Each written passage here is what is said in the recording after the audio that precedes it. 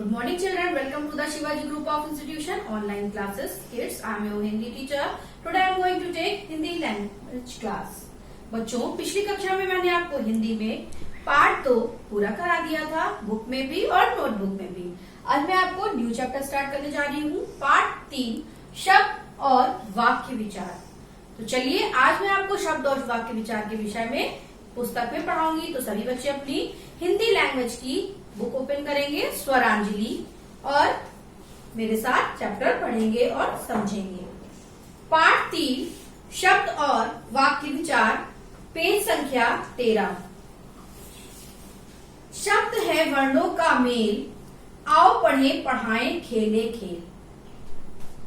शब्द है वर्णों का मेल, आओ पढ़े पढ़ाएं खेले खेल। शब्द और वाक्य विचार। अब पहले आपको हम शब्द के विषय में बताते हैं कि शब्द क्या है।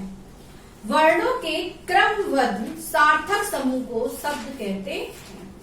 शब्द किसे कहते हैं बच्चों? जो वर्ण होते हैं, का खा गा घा आ ई, तो इनको मिलाकर जो एक सार्थक समूह बनता है, जिनका कोई अर्थ होता है, उन्हें शब्द कहते हैं। जैसे कमल, जैसे उदाहरण है कमल। ये अगर उल्टा सीधा लिखा होगा तो इसका अर्थ नहीं निकलेगा। ये सीधा सही लिखा हुआ है तो इसका अर्थ निकल रहा है, यानी कि कमल एक फूल है।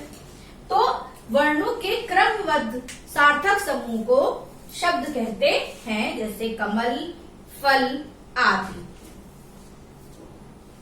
बरगद, घर, शलगम। अब आते हैं शब्दों के प्रकार पर। शब्द के प्रकार। अर्थ के आधार पर शब्द 2 प्रकार के होते हैं। शब्द कितने प्रकार के होते हैं बच्चों?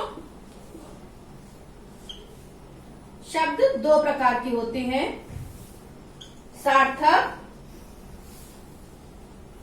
और निरर्थक। शब्द 2 प्रकार के होते हैं, सार्थक और निरर्थक। बंदर, वंदर, खाना, वाना, फल, वल।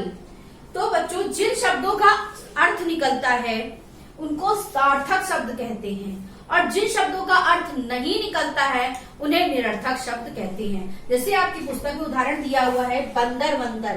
तो बंदर जो है वो सार्थक शब्द है और वंदर जो है वो निरर्थक शब्द है। इसका कोई अर्थ नहीं होता है। इसी तरह खाना, वाना। खाना सार्थक शब्द है और वाना निरर्थक शब्द है, उसका कोई अर्थ नहीं है। अब आते हैं निरर्थक। जैसे बंदर, वाना, वल आदि। व्याकरण में इन पर विचार नहीं किया जाता है। आपको बता दूं कि व्याकरण में केवल सार्थक शब्दों पर ही विचार किया जाता है।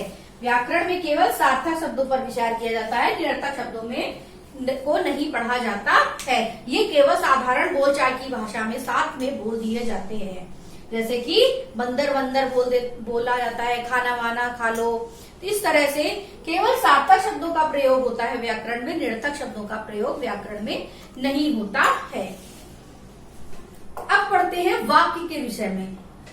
सही शब्द मिलाकर वाक्य बनाइए, पढ़े पढ़ाएं और ज्ञान बढ़ाएं।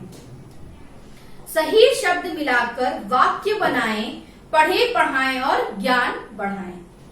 वाक्य शब्दों के क्रमबद्ध सार्थक समूह को वाक्य कहते हैं। जैसे राम पढ़ता है, जैसे राम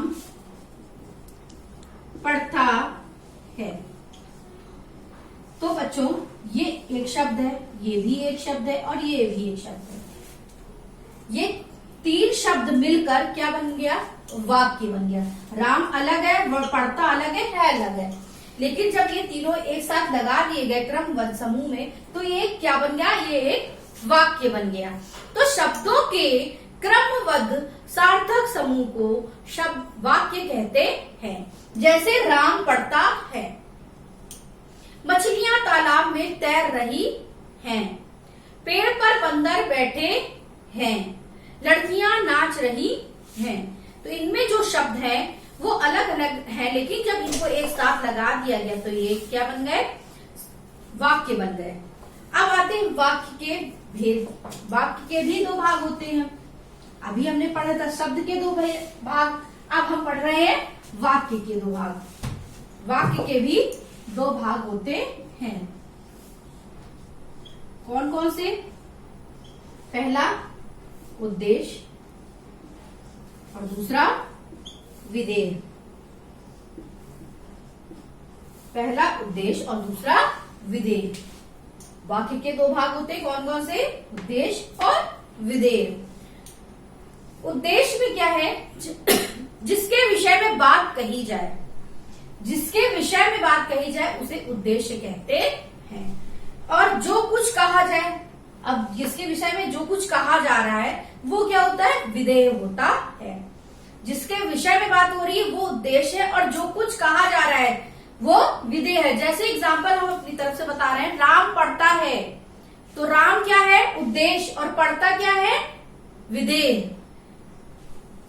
मोर नाच रहा है, तो इसमें मोर क्या है? उद्देश्य, और नाच रहा है क्या है?